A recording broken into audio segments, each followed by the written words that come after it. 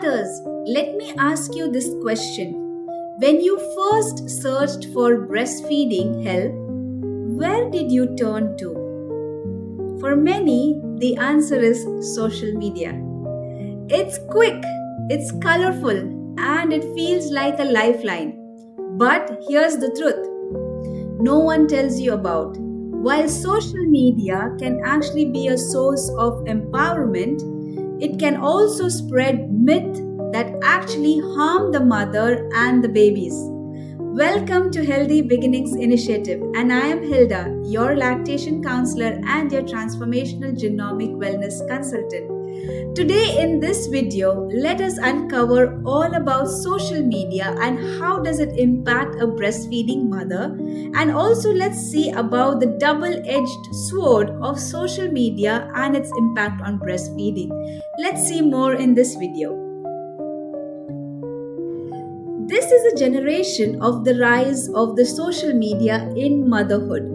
Social media is now one of the top sources of parenting information. Platforms such as Instagram, TikTok, YouTube are filled with mom influencers. So many mothers, they actually say they can trust peers online more than the healthcare professionals. But here's the challenge. Not everything online is actually accurate or safe. So, what are the helpful sides of social media? Number one, community and support. Definitely on the online platform, mothers they share experiences which actually help to reduce the isolation. Also, certain stories they normalize struggles. Example, certain mothers who experience low supply or latching problems. This will show the struggles of certain moms which can be helpful and shared to other moms. Also, awareness and education online is more available, such as campaigns for the World Breastfeeding Week or viral stories which inspire others to breastfeed for longer. Also, the visibility of public breastfeeding helps to reduce the stigma which certain moms may have. Also, the availability of practical tips. So, pumping hacks or how to store the breast milk in the home or recipes for lactation foods. All these are available on the online platform, and this access to lactation consultants via online sessions are also available through social media. Well, is there a harmful side of social media? Very much. So there is also the other side of the story. Number one, misinformation. So dangerous myths like formula is exactly the same as breast milk, or breast size determines the amount of milk supply you make, or you must stop breastfeeding if you are sick or taking any particular medications. These kind of misinformation or myths are also available on the online section. Number two is comparison culture, meaning highlight reels such as perfect moms with perfect routines. When moms actually see such kind of content, the mothers start to feel guilt or shame or also failure. Now, this emotional stress can actually directly impact the mother's breast supply or breast milk supply.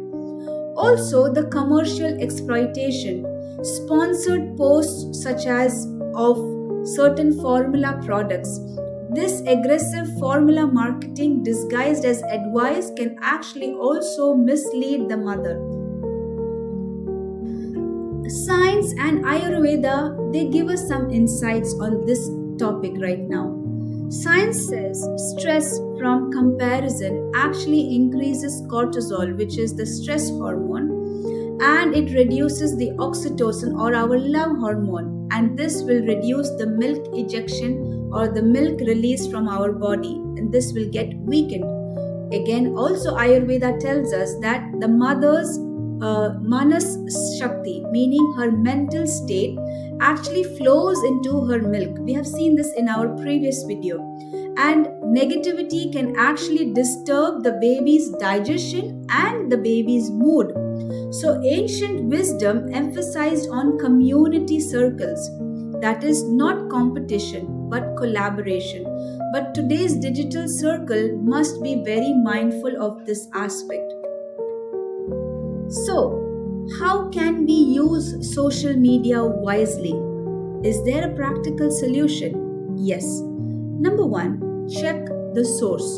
So, anytime you are looking on social media or you are finding out certain solutions or stories or inspiration, check the source of such information. Is this advice actually backed up by WHO or the World Health Organization or the UNICEF or from a particular lactation expert? So always check the source.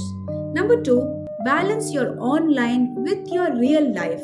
So in case if you have found out certain information online, do consult with your professionals for a personalized advice or a wellness tip.